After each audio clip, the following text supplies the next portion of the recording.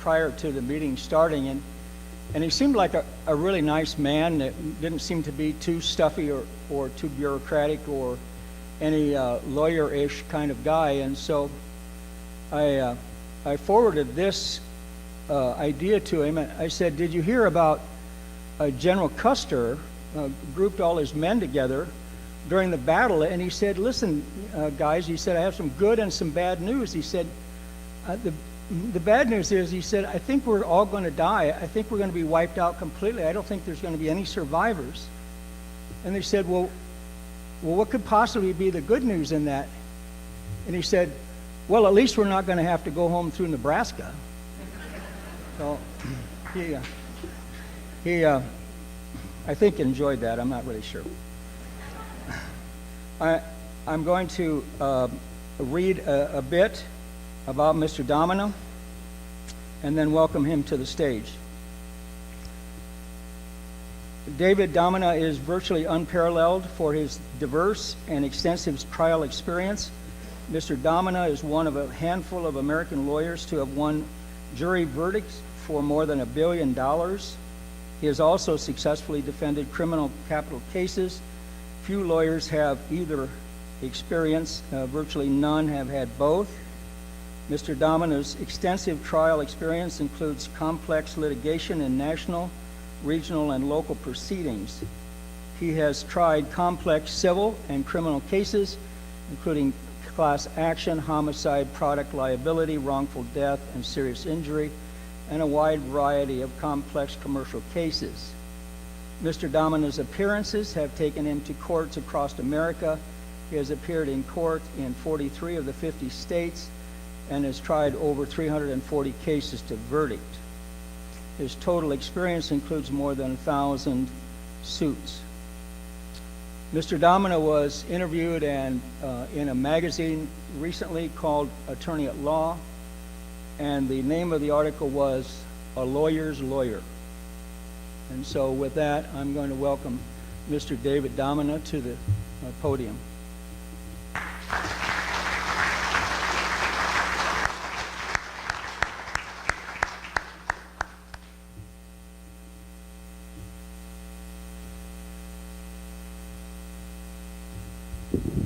Well, I learned a long time ago not to like introductions because you have to live up to the darn things. In any event, we'll do that, and while Kendra Miller helps me get started, I'm going to mention a couple or three things about contracts to emphasize some of what Christine said. It's not my subject for tonight, but I want to mention two or three things that are of interest. This is the first one. In the Supreme Court of the United States, the most complicated legal questions heard are submitted on written briefs that have a maximum length of 15,000 words. I don't care if you're the Solicitor General of the United States or if you're from Odebolt with a case in the United States Supreme Court, it's 15,000 words. I have yet to see a wind lease that comes in much under 40,000 words. So here's the first tip. If you're dealing with somebody who can't get it done in the number of words permitted by the Supreme Court of the United States, there's something in that contract you don't like, and it needs to come out. The second thing is this. I know that there are some military veterans here tonight, and I have that distinction too. And I want to say this, especially since it's 2 days after D-Day. I don't think there's an American soldier who ever fought for this country for the right to engage in arbitration. Arbitration always favors the rich guy.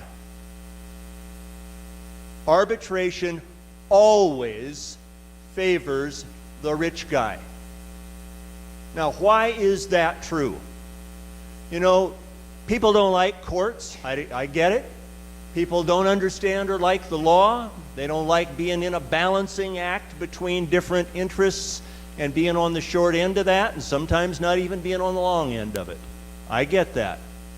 Courts fix pinch points. They fix points where there are sharp, precise disagreements. Legislatures deal in generalities. Courts pinpoint problems, and fixing them hurts. But at least in most places, you've got a judge who's serving for a long term, who isn't beholden to either side. You get a jury, which is usually the best thing if you're not the rich guy. And at least if you were a decent neighbor and your neighbors are trying your case for you, you've got a chance. But if you sign an arbitration agreement, and I remember vividly one of these for a client, brings it in, and what do you think? Can you help me here? And I look at the arbitration agreement and said, so do you know you agreed that you would have your arbitration decided in Baltimore, Maryland? No. Do you know that your arbitration agreement has to be decided under the rules of the American Arbitration Association? So all of the code of Iowa or the civil code of Nebraska that would apply, that's all thrown out? No. And if you're selling grain and you're a farmer and you signed a contract that says you arbitrate under the rules of the Grain Dealers Association, did you know that the Uniform Commercial Code, adopted in 49 states, including this one, doesn't count?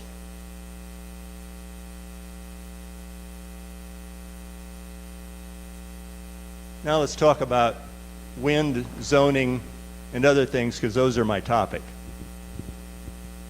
So tonight we'll discuss for a little while what zoning is, how it works and doesn't, and why we have it.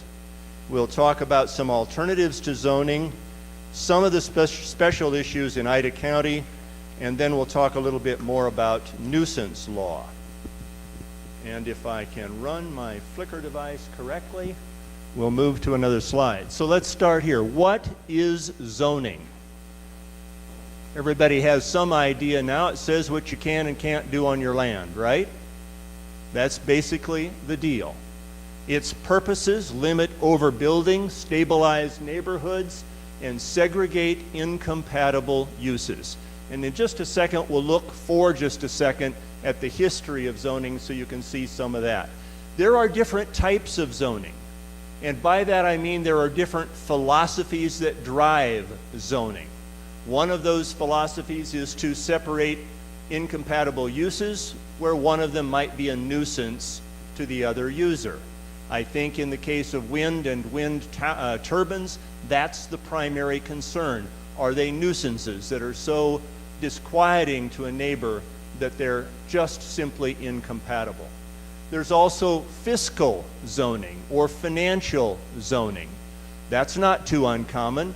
You have a downtown Main Street district where your commercial activity occurs. You put it there because you figure it's better to have it all pretty much in one spot, and there are fiscal reasons that allow those businesses to feed on one another, at least traditionally before the internet replaced retailing, and so you had fiscal zoning. And then there's design zoning. Not so terribly important in Iowa and probably less in Nebraska, where we have half as many people and a little more space. But design zoning would be where you put buildings of a particular type in a singular area because of the nature of their structure, the way they're built. That could be height, it could be amount of glass. Years ago, it used to be sale barns and stockyards and things like that that were both fiscal and design uses. Who does the zoning? As you heard from the professor a few moments ago, in Iowa, the zoning is done at the county level. It's done all at the county level. The legislature doesn't have a right to say, county, you got it wrong. The Iowa Supreme Court, with very few limits, doesn't have that right either. It's a county function. The Planning Commission is advisory. It's not an elected body, it's appointed. It looks at the case, makes a recommendation after study, and hopefully helps the commissioners. The commissioners then make the decision. And unless any of us forget, we should all remember that ultimately the boss is us. We're supposed to be active enough, involved enough, that the citizens ultimately drive the best decisions. So what's a nuisance as contrasted with zoning? Zoning attempts to prevent disputes over nuisances. Iowa has a statute that defines what nuisance is. This is the first one. We'll see that the statute continues with examples in just a minute.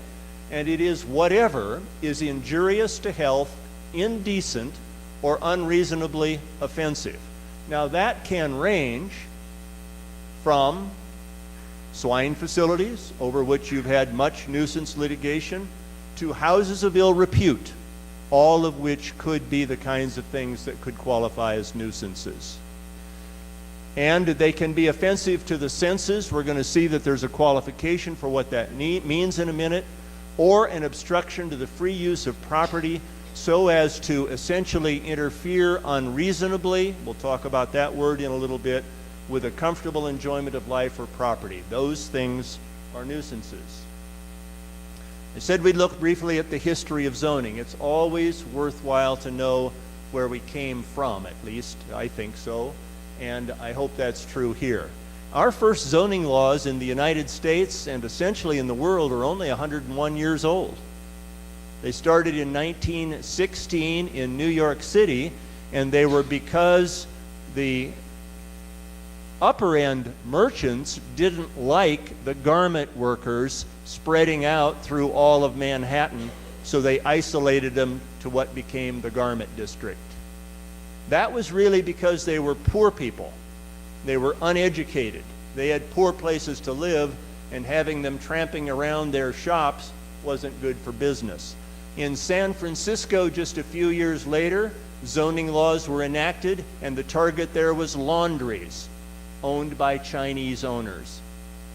The real original motives were about socioeconomics, not about uses. Now, zoning is used to control and manage growth. And I must say, since I am born and raised over there in that part of the United States that Custer was willing to die to avoid coming back through, that you know, it's amazing to me. Nebraska's got 93 counties, you have 99. Nebraska probably ought to have 12. It's got 93. 15 of those counties are under 800 people, and 12 of those counties are zoned. You suppose a consultant sold something that a board of commissioners might not have needed? Okay. Zoning regulates. I love the pie chart, but areas of concentrated activity, permissible uses, and bulk. Kind of another way of saying what I said before. But look at the concentric circles and how logical it could be if it were simple. In a city, you'd have an urban center surrounded by market, by gardening and dairy farming. Why? Obviously, perishables. Go out one more, forests. I suspect originally that was because of wood supply. And in the European cities, basically built on this model without zoning, it was uses that demanded these concentric circles. Then grain and field crops, and then ranching and livestock. So that's a really good look at what wasn't legal zoning, but was zones that had to work to support life in those cities. There is another context for zoning in your state, particularly as it applies to wind, and this chart captures it. Iowa is, by a dramatic margin, the most dense supplier of wind energy, of course, as you well know, and you'll see that Nebraska doesn't even make the chart. There are tools that are used to zone.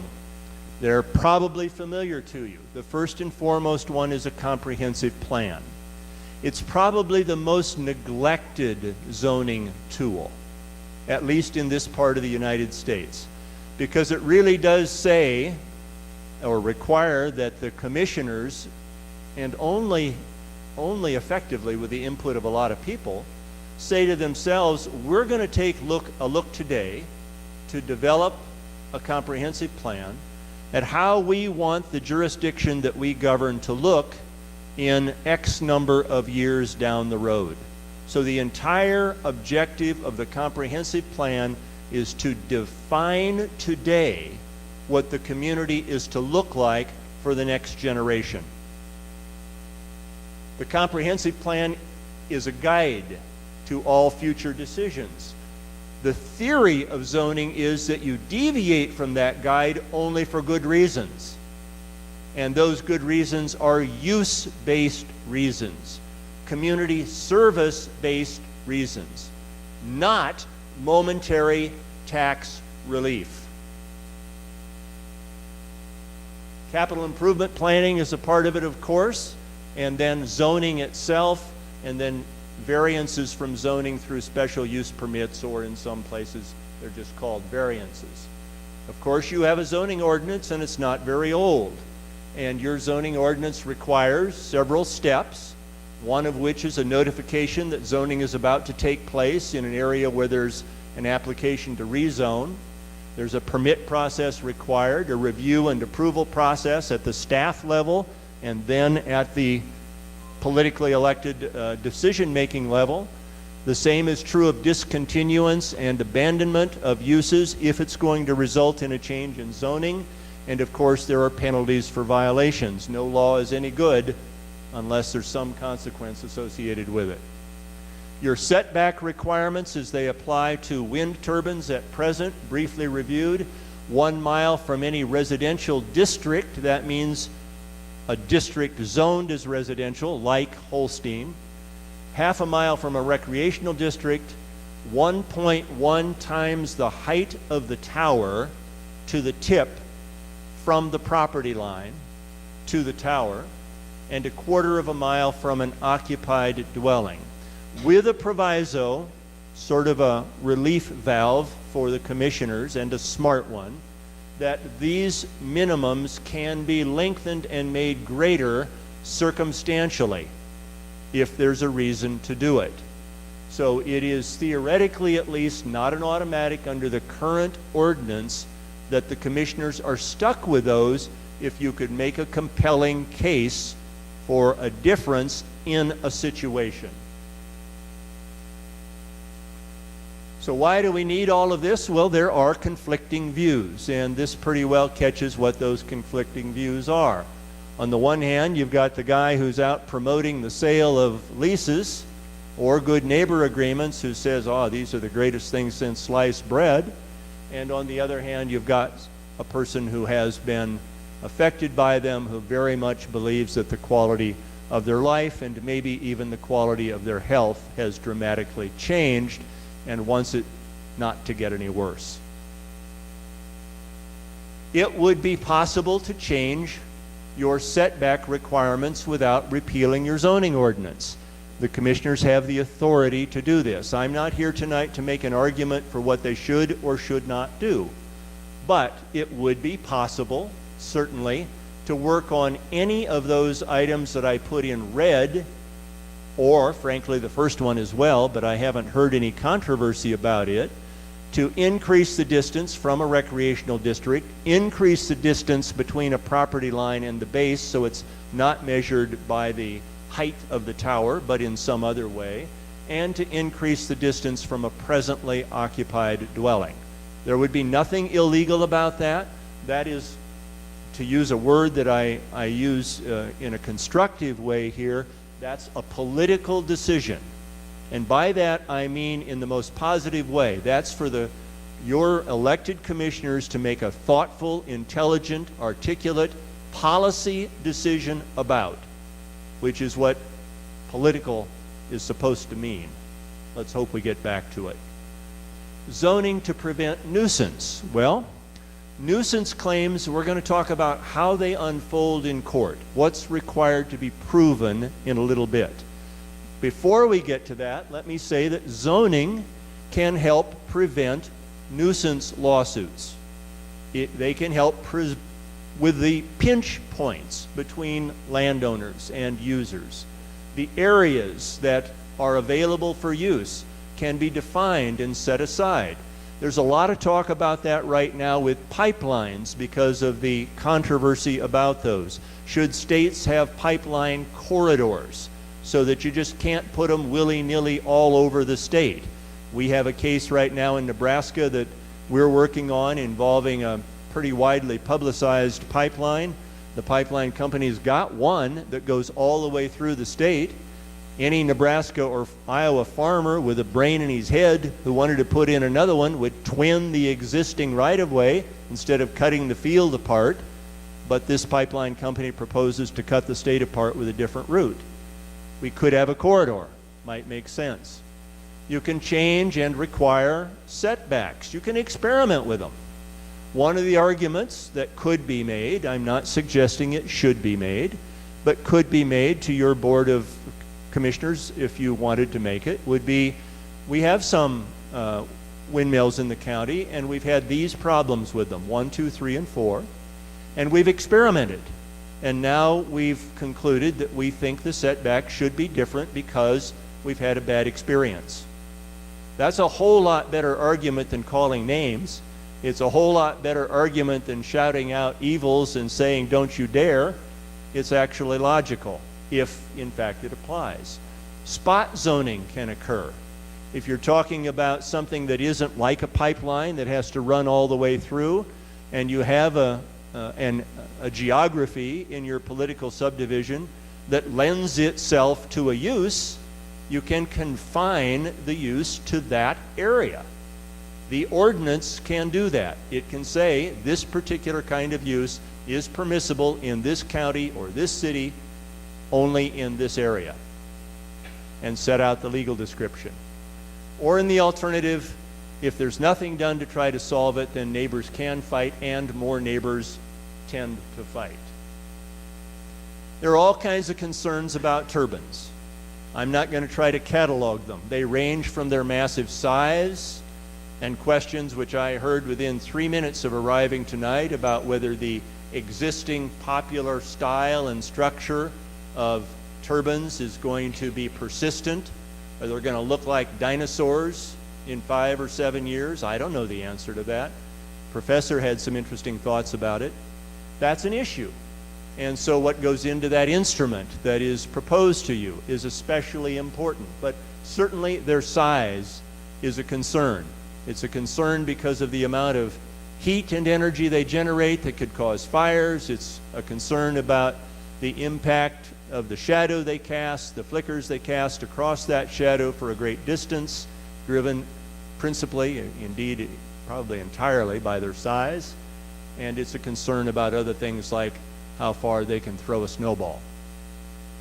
Then there's the other problem, which is emerging.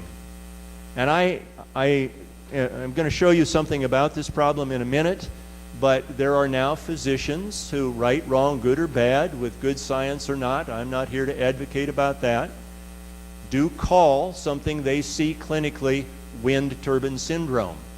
And so this is patients wanted by the underemployed new doc in town, and the old doc says, don't worry about it, you don't need my patients, we've got a wind farm coming, you'll have plenty of patients shortly, just hold on.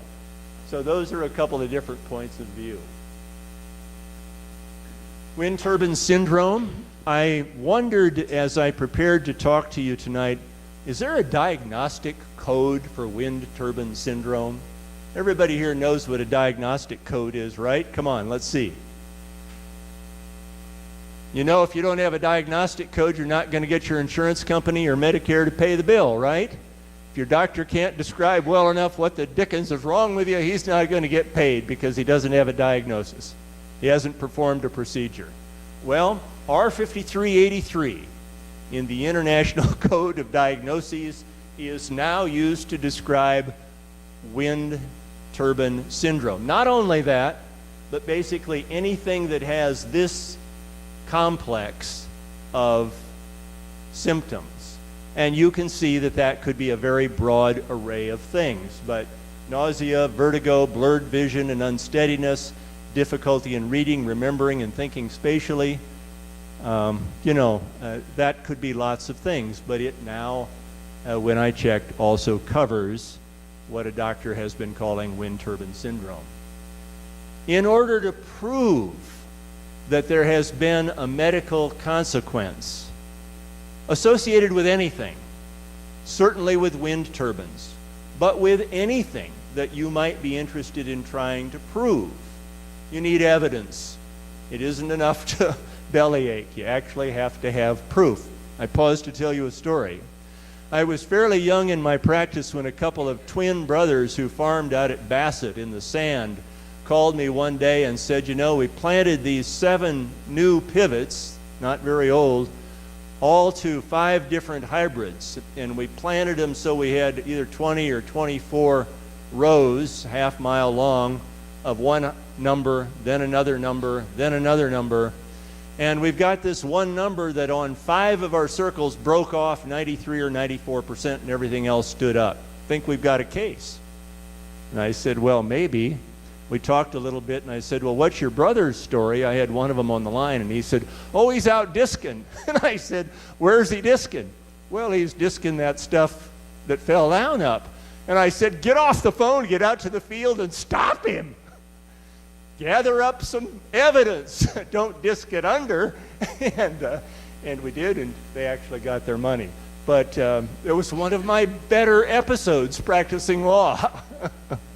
So when it's medicine, you know, a doctor's got to say that you have this complex of symptoms, and I've reviewed your history, and I've listened to you carefully, and I've formed a professional opinion. And my professional opinion, based on diagnostic standards that govern me ethically and otherwise, I've concluded that the cause of those symptoms is that you are exposed to the persistent difficulties and annoyances that go with X. In this example, a wind turbine. If a doctor won't say that, you don't have a medical case.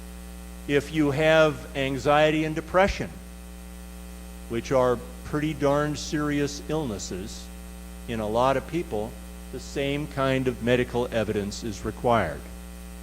So I think about you and think about how I grew up, not very far from here, about as far west of Sioux City as you are east. You know, we didn't really think much about going to anybody for help. We just fixed things and solved them ourselves. But if you've got anxiety or depression and you think you need some help someday, you've got to have some help from somebody now. And that's got to be somebody with a professional license. You have to have a diagnosis, you have to have a treatment plan, you have to try to follow it. And of course, ultimately, you're going to face the question, why didn't you just move away? Now that's not a fair question. That's not even a reasonable question, but you're going to face it. So you have to have an answer for it. And that answer might be, born here, don't know where else to live. Not a bad answer. It might be, can't move, don't have any money. Not a bad answer. Might be, too old to move. Also a good answer. But there has to be an answer. And the answer given has to persuade your neighbors. Because if you're in court with this problem, your neighbors decide your case.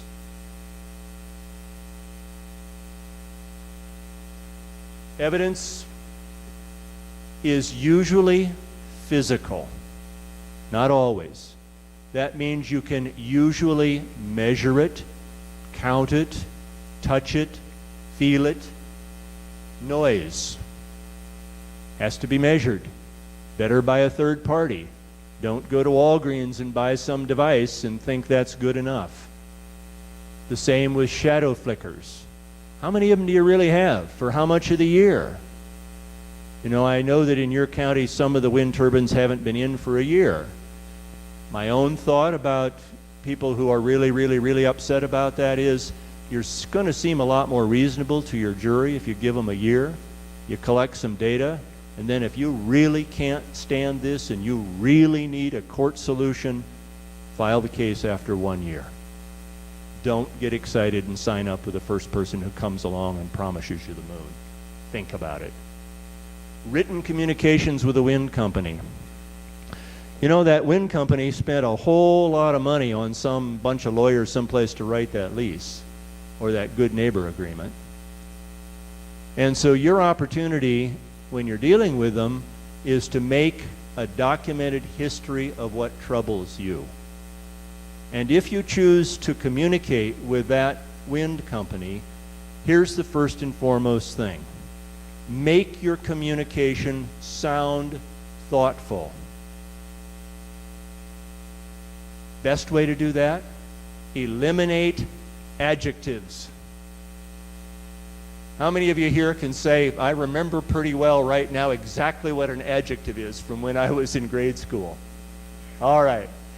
They're the darn things that end in ly for the most part. Get to the point. Be factual about what you have to say. I live 3/8 of a mile west in Section 6, Township 28, Range 17. This device went in on October 12, 1492. I've been to the doctor this many times. This is my list of symptoms. And now write them so they can be read up and down the page. 1, 2, 3, 4. No adjectives. I didn't ever have this problem before you were here. What are you going to do about it? Yours truly. Make a copy of the signed document. So you're chronicling, you're not complaining. Those sound good later, and they tend to help solve problems now. Do you have to have a lawyer do that for you? Well, you know, I used to write a lot of those letters. Now I coach a lot of them. I'll have people come to the office and say, what should we do? And I may say, well, why don't I give you a little help? But I think it should be your letter. Much more powerful. Much more likely to get you some help. Alternatives to zoning. I don't want to talk about nuisance and lawsuits as the only alternative, and I don't want to let anybody here leave with the idea that there aren't at least some other things that can be done. You know, one way to affect the decisions that a developer makes is to make sure that the consideration that's important to you is a cost item in the developer's budget.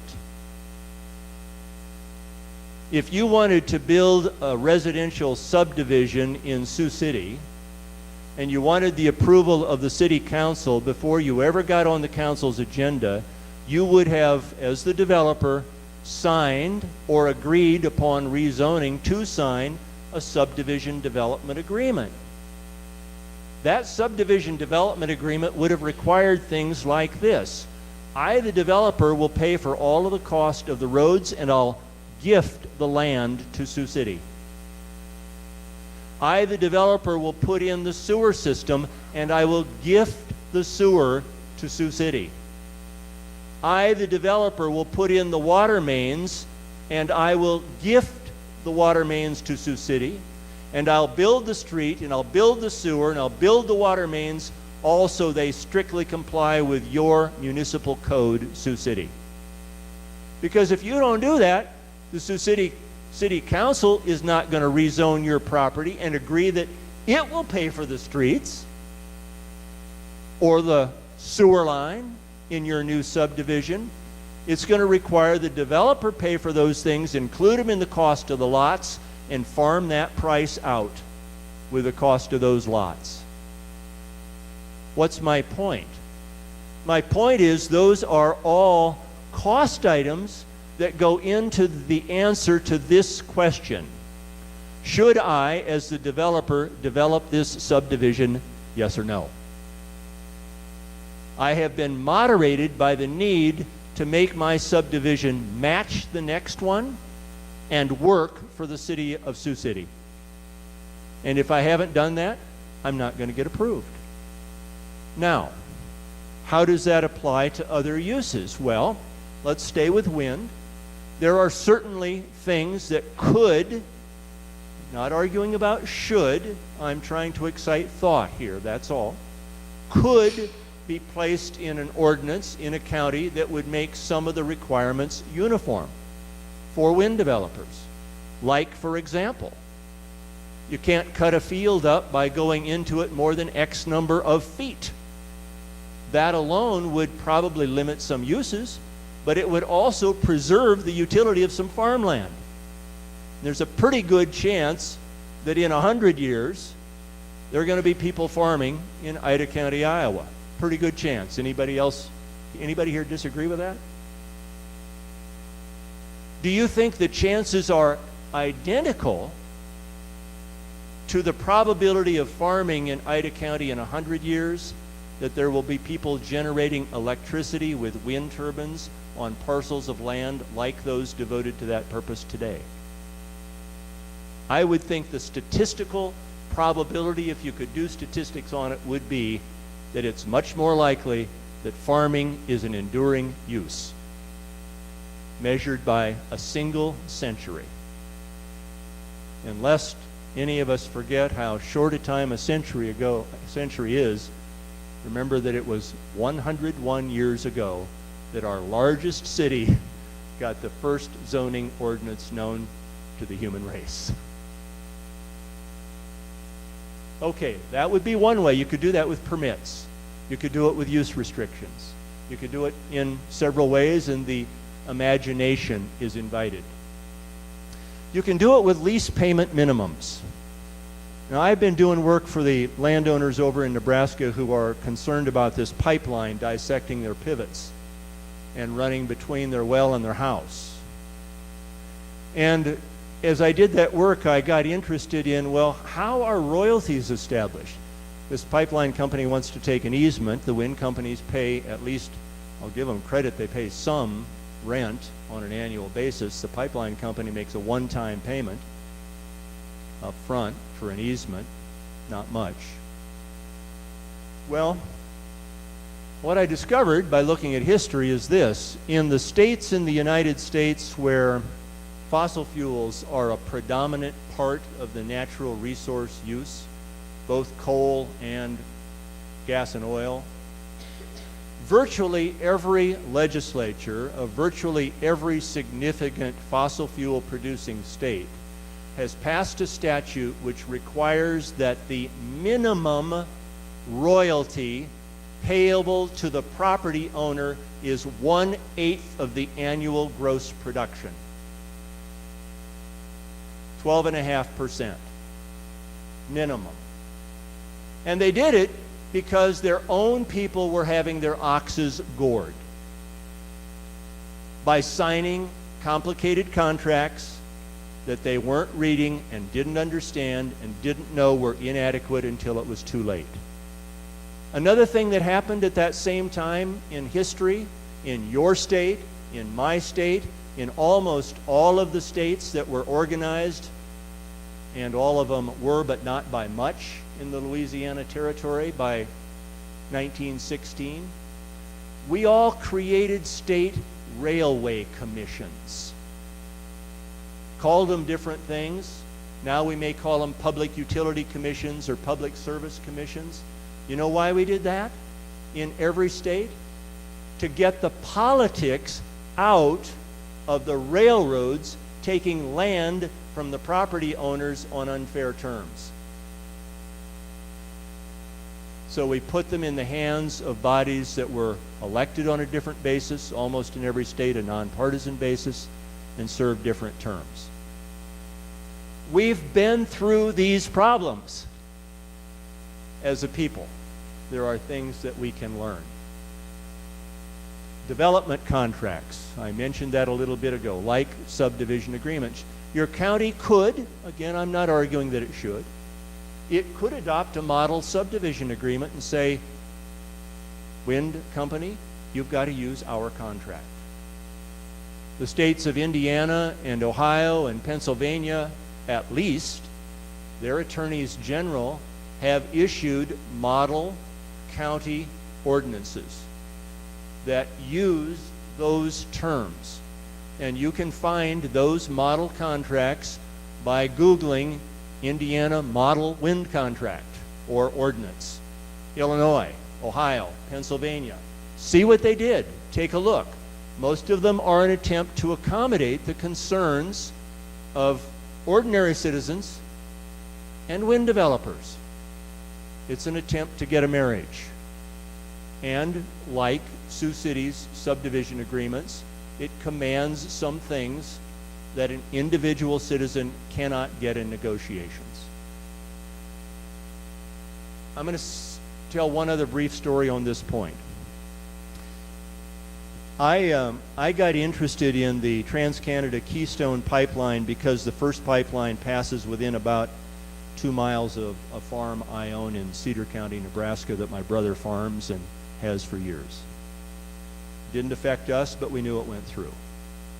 Heard about the second one coming through at a different angle, and I knew it was an odd angle because of the few natural resources we have over there. Underground water is the biggest one. And I wondered why they didn't twin it. And so I got interested in that. And my brother said to me, you know what you ought to do, Dave? You ought to go out and give a couple or 3 talks and teach people what an easement is, because they don't have any idea what an easement is, what they're asked to sign up for, what they're giving up and in for. So I decided to do that. First stop was in Neely, Nebraska, the county seat of Antelope County. The county's probably 4,500 people, maybe. And I figured we'd have a dozen. We had a crowd about the size of this one at the library, no place to sit, standing only. Went a couple weeks later to O'Neill, and the crowd was probably twice the size of this one. And I knew, man, we are on to something. People are upset about something here. And what I found was that in that case, the pipeline company's land people who had been out had not been nice. And they had already been the subject of talk. But what I also realized was that unless the landowners got organized and pulled on the load in one direction, they couldn't get anything done. And in order to do that, they had to agree on common denominators and give up on 2 very difficult thoughts for people to give up on. This is the first one. I can take care of myself by negotiating my own deal. Now, my way of handling that was relatively simple. At each meeting, I waited until one of the landowners said, well, I think when they come to me, I'm going to negotiate for this, because on my land, I need this. Wind's a little different now, but let's make my point with the pipeline.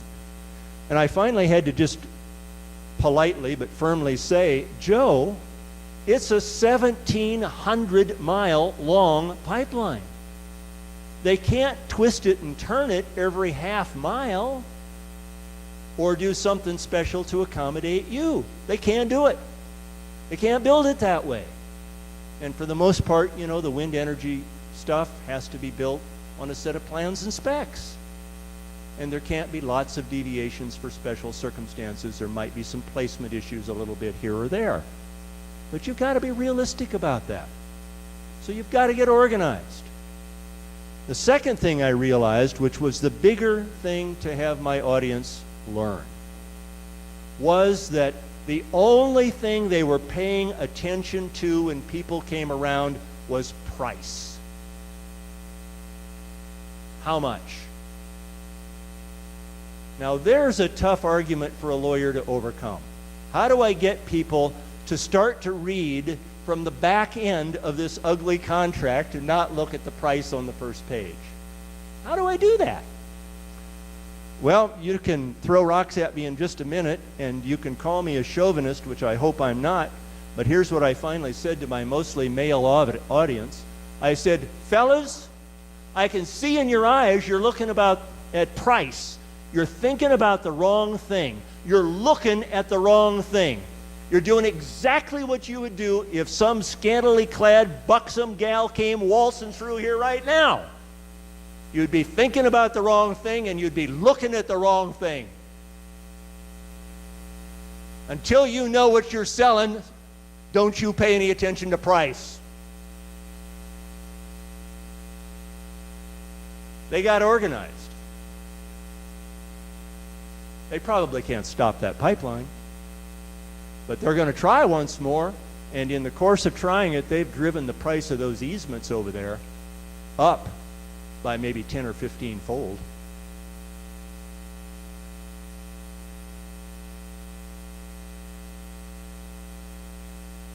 Okay, so fees affect the marginal social cost.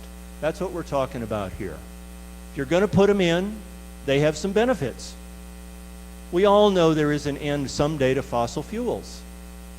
We all know that day is going to come, whether it's in our lifetime or sometime. We can't keep burning it forever because we don't have 3 million years to make another round of it. So we have to have something else. Wind is one of the obvious things to try to exploit and use. I have no argument with that. The world has accepted wind. So it's a very bad idea to make an argument against wind. The question is, how shall we take advantage of this resource? And how shall we balance taking advantage of it so that it doesn't harm people while we do it? That's the argument about marginal social cost. Driving that marginal social cost in an intelligent way into the financial statement of the developer is the only way to get an intelligent answer. One of the things the professor said a little bit ago about the good neighbor agreements, for example, is that you have to make a very, very conscious decision that you're going to accept the number of dollars offered in order to give what is essentially a perpetual annoyance easement for your land. That's essentially what it is.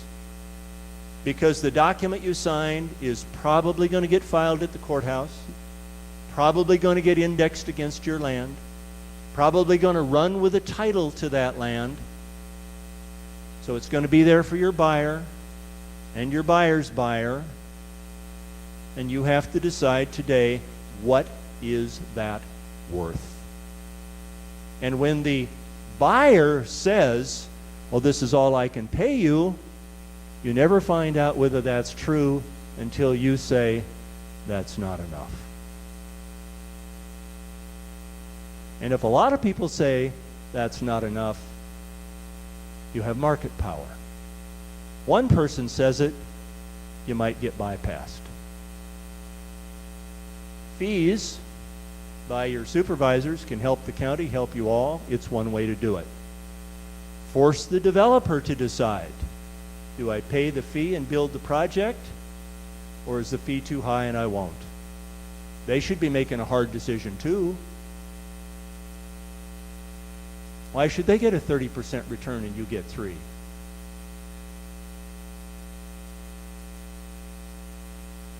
I said we'd come back to the statutes. This is the next section of your state code.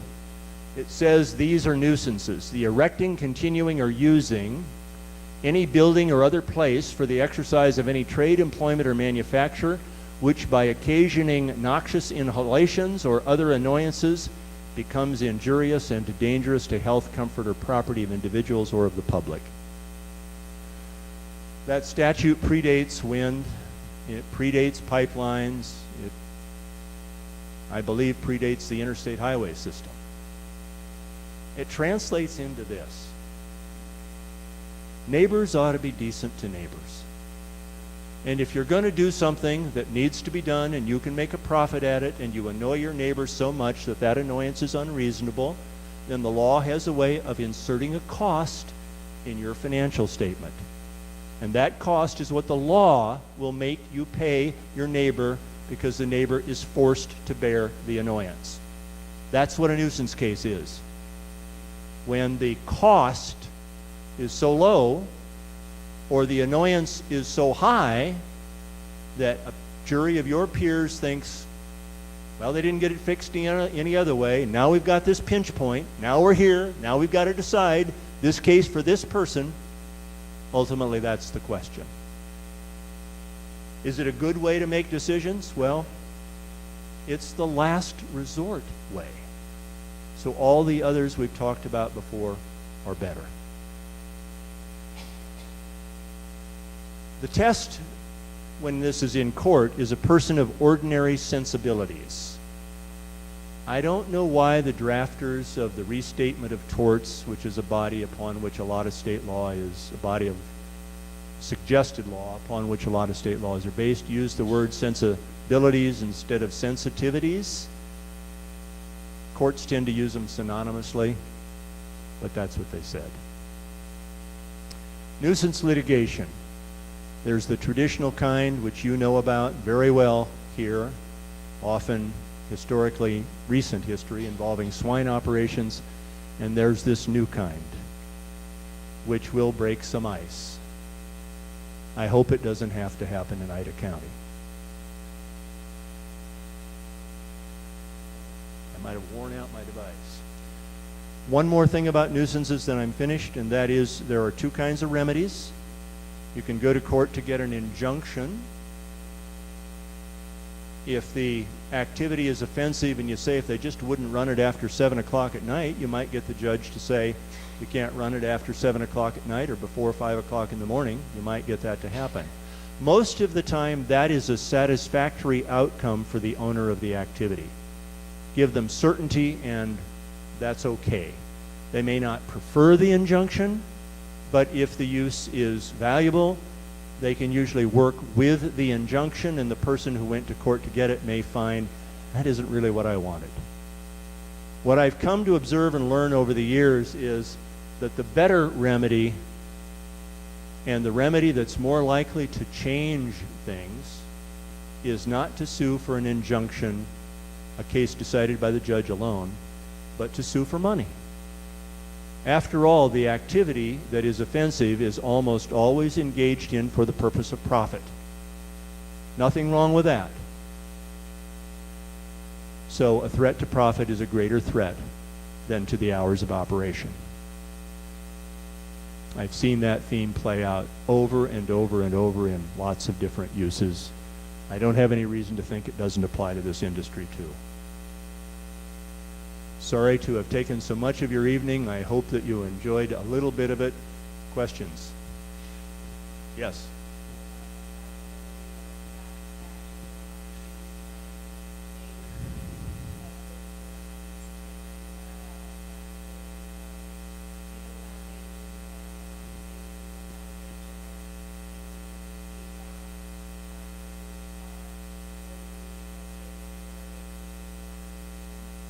Well, so the questions are, what about a class action? What about a foundation taking the case on? I'll answer about the class action, and I'll speculate about the foundations. A class action is a very misunderstood tool in the law. In order to certify a class, you have to pass some very, very specific tests.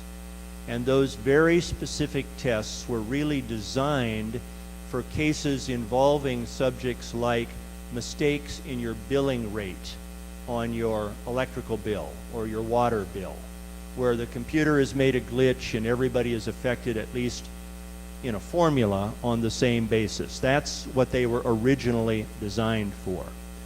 They grew to accommodate common injuries that have relatively common effects on people. And many of those that were early and much publicized involved women's health. And as I say that, all of you will think back and recall some of the pharmaceutical products or implant products that affected many, many women and women's health. And they generally affected women in, some maybe 3 or 4 or 5 or 6 relatively definable categories of injury. Sort of like having stage 1 through 4 cancer. You had a stage 1 through 4, 1 through 5 medical effect. Well, there were so many of those cases that the courts certified them as a class on the condition that the patients had to prove which class they fell into, and then their recovery was driven by their class, subclass membership and not individual evidence. So if your case for damages in a class action turns on individualized evidence, it probably can't be a class action case. What tends to happen instead of class actions today is that you have mass tort cases in which a group called the Multi-District Litigation Panel, and MDL, in the federal court system, and some states have a state version of this. Iowa does not, Nebraska does not, but some states do. Have a formal procedure for applying for MDL status. That's because there are several cases granted. It's usually the defendant who wants the multi-district litigation designation. Why? Because if you've got 20 or 30 or 40 or 200 or 300 or 400 or thousands of lawsuits, every darn plaintiff's lawyer is going to want to take the CEO's deposition or the scientist's deposition. and they'll never get anything done except given depositions, so the defendant will often move for protection from that, saying, put these all together for discovery purposes, appoint lawyers to conduct the discovery, then give the discovery to all of the individual claimants, and then let them try their individual cases. And what tends to happen is you try the first 5, 10, 15, 20, 30, or 40. If there are thousands, the rest of them fall into place. There are exceptions, but mass torts tend to be replacing class actions. Second part of your question was, what about a foundation? The answer to that is, of course, if you can get a public interest group that is a quality group to do this, that's fabulous. That's really hard work to do. Is it possible? I wouldn't want to tell you that it's not possible. I will tell you this, it has not happened for Nebraska landowners who are standing as the last bastion against the pipeline, but there are tens of millions of people in a very divided population over that issue, and I'm not arguing the merits of that issue tonight, who are on one side of it, tend to be the landowner's side, and they have had to have private counsel. So it's very difficult. You'll get all kinds of groups who want to file amicus curiae briefs to be friends of the court. Most appellate courts, frankly, don't like amicus curiae briefs because they repeat what was already said, or they're an annoyance to read, or I think fairly often they're only read by law clerks, they're not read by judges. But that's my own view. I've been in a lot of appellate courts, and I think that's what happens. So would I encourage you to do it? Yes. Am I optimistic for you? Only in a very guarded way. Other questions? Yes.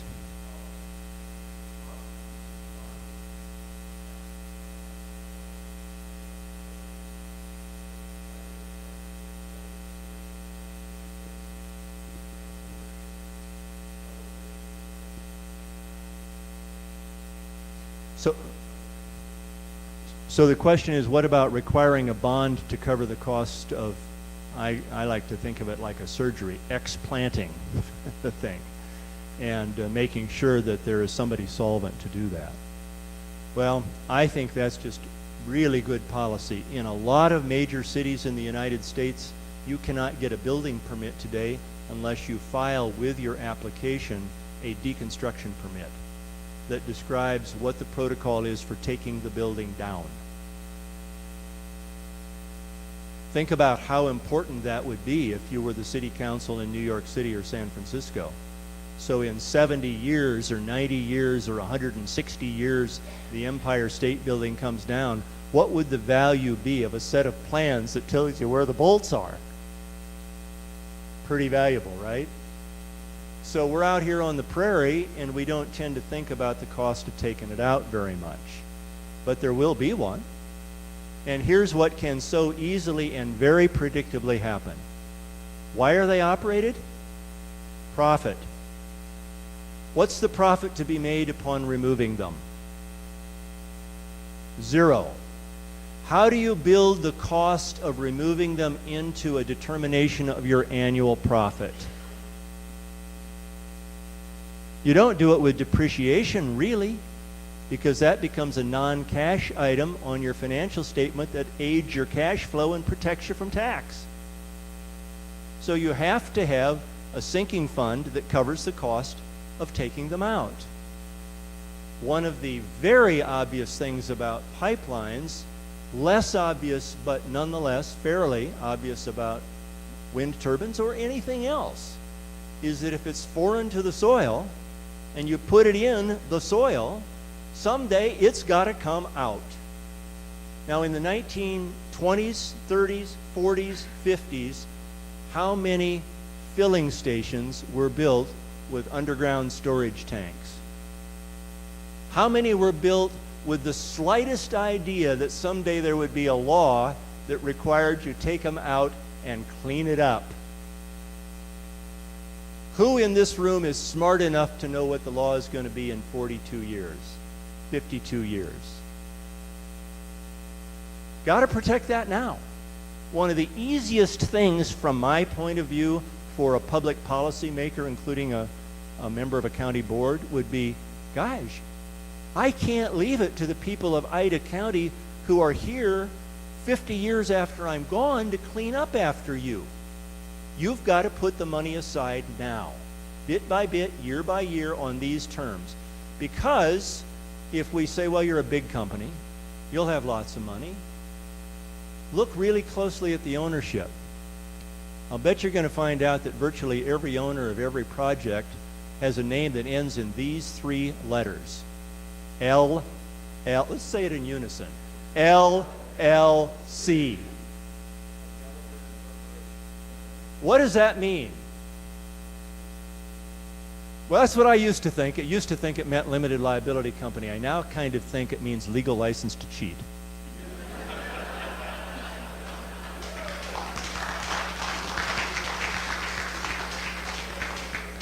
You don't know what they have today, and they can shell the thing out to avoid that liability in the future. Got to set it aside now. Thanks for asking. Next question.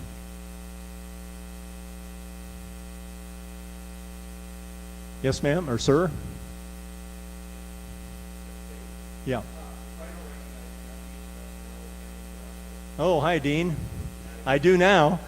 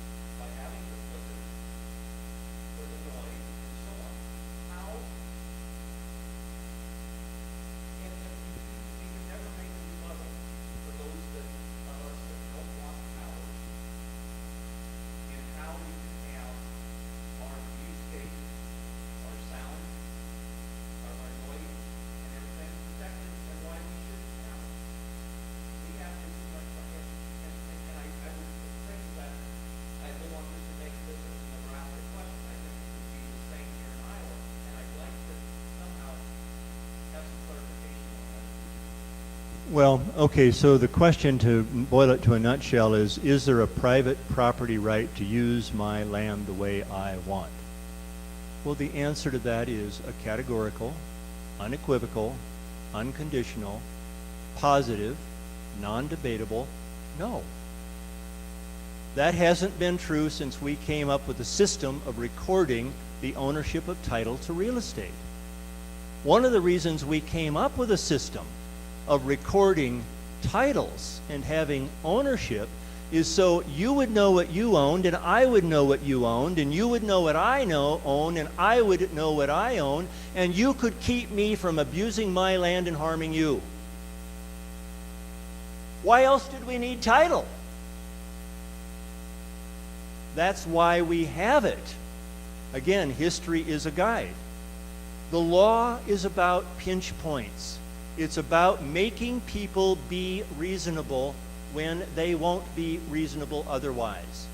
It's about being consumed by one compulsion, maybe completely honorably, but nonetheless consumed by it in a way that harms somebody else. I'm in a hurry to get to court because I'm 7 minutes late and I'm afraid of the judge. Does that give me a right to go 75? Why not? It's my car. I own it. Because it imperils you. I put a feedlot on my land. I feed 5,000 head of cattle on it. It's my land. Why do I have to worry about if the runoff goes into the ditch? Because it might affect you. That is with all due respect, that is a dumb argument. It's an argument that displays that the person making it has nothing better to say. What's dangerous about that argument is when you hear it from a policymaker, a commissioner. And when you do, it's very, very important to be prepared to say, Mr. Commissioner, last month you voted on this. Mrs. Commissioner, 2 months ago you voted on that. And one thing that's a sure bet is they approved some bills for the sheriff. And they did that because you need a sheriff, because your people will not always be decent to one another. If you would, you wouldn't need a sheriff. It's just an argument, Dean, that doesn't make sense. Sometimes the hardest argument to rebut is the dumbest argument, because you can't get yourself low enough to join with it. But it's true. Are there rights to use your land the way you want? Well, of course. So long as you don't hurt everybody else. So long as you don't ruin your neighbor's ability to raise a crop. If your neighbor is an organic farmer and you want to spray something that his crop can't take, you'd better figure it out or you're going to have tension. And you might win as the person applying the spray the first year. By the time you get to the third or fourth year and you're still hurting your neighbor, you're probably not going to win anymore. Because at some point in time, the law is going to say, he's got a right too. This is a very common problem. It consumes the courts day in and day out, and it's ordinarily driven by the fact that somebody was thinking, maybe honorably, but too narrowly. That creates a pinch point.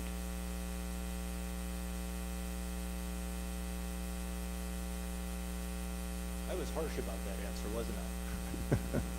And I don't mean to be harsh at all at Dean. I have strong feelings about that. You know, the only way you get good public policy is to have deep thought. You don't get it from shallow thought. Yes, sir.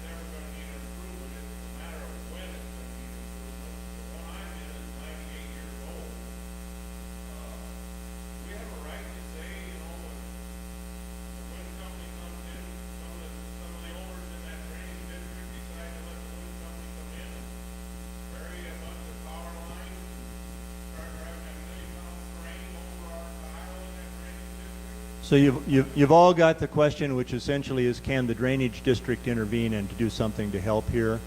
I happen to have a client who farms in Clay County who called me about this problem maybe a year and a half ago. I happen to have looked at the Iowa statutes on drainage districts. I concluded that there was not enough statutory authority for the drainage district to do what a county board can do. And so the drainage district would have a right to assert and pursue a claim for damages, but it could not prevent the damages from occurring. That would have to happen at the county board level. That's just the way I read the statutes that control you. Again, it's not an argument about how the law should be. That's what I thought it was. Any other questions? Yes, sir.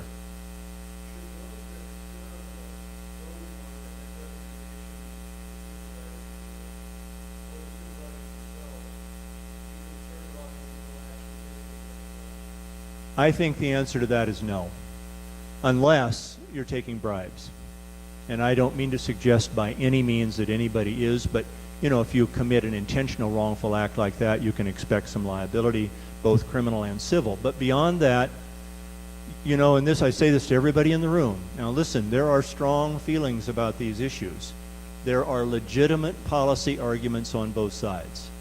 And we owe it to ourselves, I think, to be more civilized than we have been recently, and to recognize that when we elect a commissioner or a supervisor, if that person gives us a fair hearing, is thoughtful, serves best by not speaking very much until the decisional meeting, because you don't get in as much trouble that way and you probably learn more.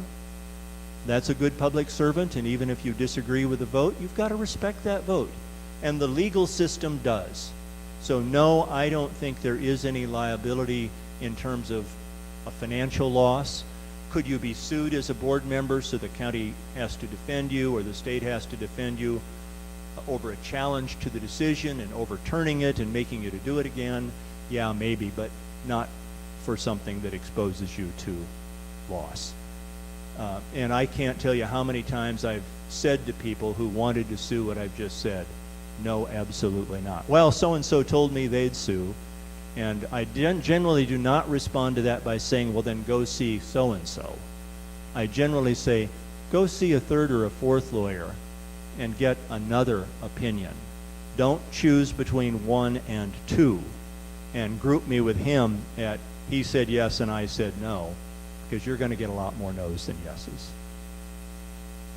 It's a great question. It's something that public officials fear, and I think it's an unfair fear.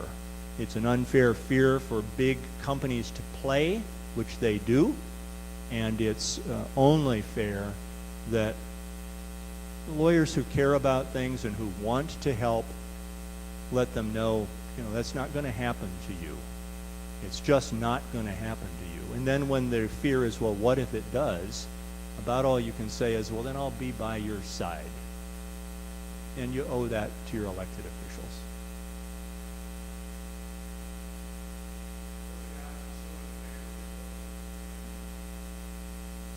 So the question is, what are the odds of suing a neighbor who put one in beside you? The answer to that is that's a close call. The operator, assuming you can prove a nuisance, the operator has liability. The theory would be that the owner joint ventured with the operator in order to get it in and is liable as a joint venturer. Joint venture theories always require additional elements of proof. They're sometimes hard to make, sometimes easy. The easy example is two neighbors who share labor to harvest in the fall and share equipment. They're joint venturers. If one of them hits somebody else between fields, in all likelihood, they're probably jointly liable. It's a harder call with the wind energy company. It would require some specific analysis of the involvement of the property owner. Let me say this. If the property owner, your neighbor who allows that, is somebody who's showing up at meetings with the wind people, making speeches about how great thou art, you've got a better case. Yes, sir.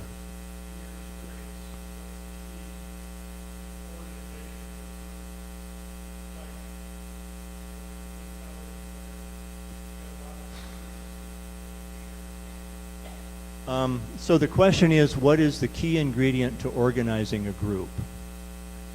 And the answer to that is the permanent dispensing with of all ego. You can't organize a group around somebody who just wants to be a leader and be known for that. And you can't organize a group around somebody who rises to that position, and all of a sudden it becomes about that person and not about the group. You have to be organized around a mission, and that mission has to be an agreement on a very centered core of goals. You can't expect the group to adopt all of yours. You've got to work with a group to accomplish as much as you can. and then you have to be other-centered and stay with it and be devoted. When the Nebraska farmers, just to use an example, got organized, they found a person who was a 55 or 6-year-old man, happened to be an auctioneer, who'd never been involved in anything political in his life, who was, by his description, a conservative person politically. But what happened was that the pipeline company went to his mother and threatened to sue his mother in her late 80s if she didn't sign an easement, and it made him angry, and he agreed to become the poster child for their movement. And that's really basically what he was. Bright, articulate guy. Fortunately, he could speak a little bit too, but he became the face. Nobody ever begrudged him that role, and he never relished it. Those were really important things. And that's very true of organizing. The other thing is you have to be disciplined. You absolutely have to be disciplined and repeat your message over and over and over and over and stay on message. I told this story to somebody a little while ago, and it's such a fun story that I'm going to briefly tell it again.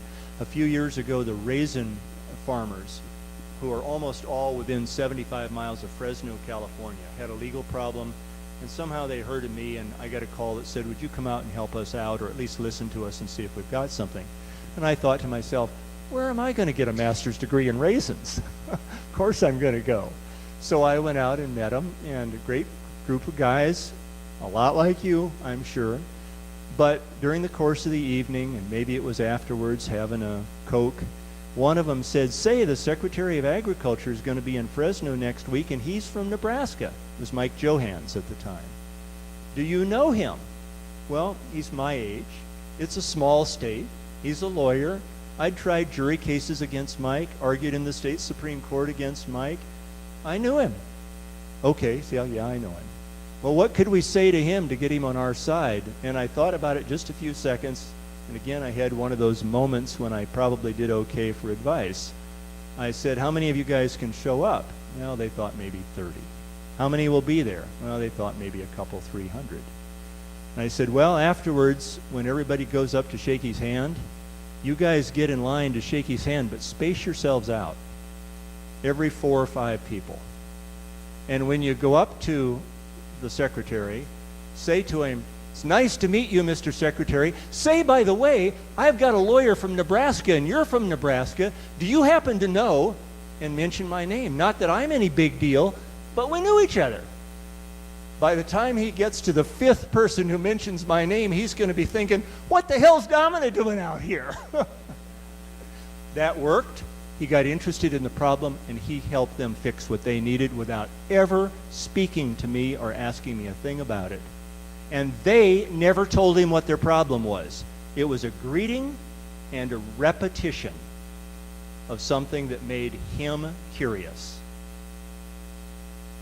That was good advice, silly as it sounds. Anything else? If you get organized, folks, I just want to say one more thing. If you get organized and you speak with one voice and you want reasonable goals, you can really have a very positive influence on your decision makers in your community, and you can have a positive influence on the wind developer.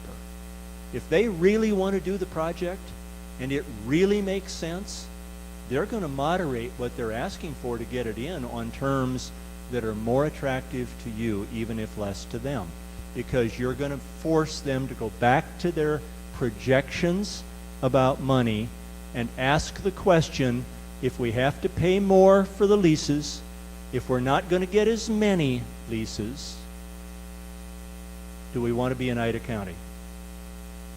If they answer yes, you'll have fewer machines for more money, better positioned. If they answer no, they're going to build them someplace else. But they're going to make a business decision, and you're going to help them do it. It's only by being disorganized or not resisting that you don't get the best price and you don't get the best terms. Good luck. Thanks.